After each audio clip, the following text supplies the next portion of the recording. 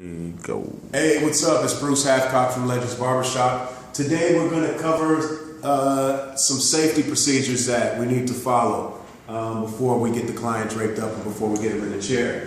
One of the first things I want to start with are these cords here. Modern day barbers, nowadays we use a lot of equipment, a lot of tools, and these cords can tend to get in your way. It's easily something you can trip over.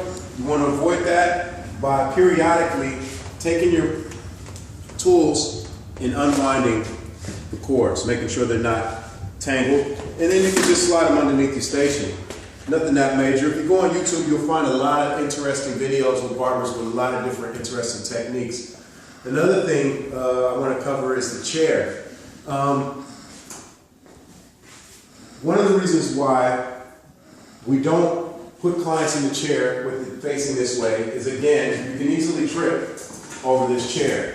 And a client trying to enter the chair can also trip over your cords, things like that. So if you ever wonder why the chair's facing this way, the chair's facing that way so that the client can easily walk up and sit in the chair the correct way, this way.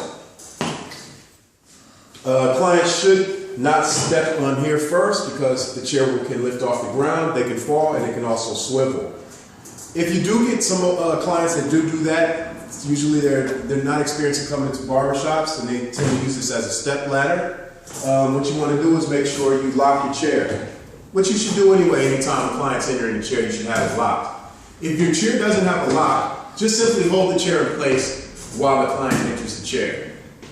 Another safety procedure, we've already covered the barber side procedure, making sure that you don't splash the barber side. Also, when you're putting your combs inside, because it can splash in your eyes. You also want to make sure that if you have it on your hands, that you don't touch your face or your eyes because it can burn you really badly. That pretty much covers most of our safety procedures for what we're going to cover. And thanks for visiting Legends of Barbershop.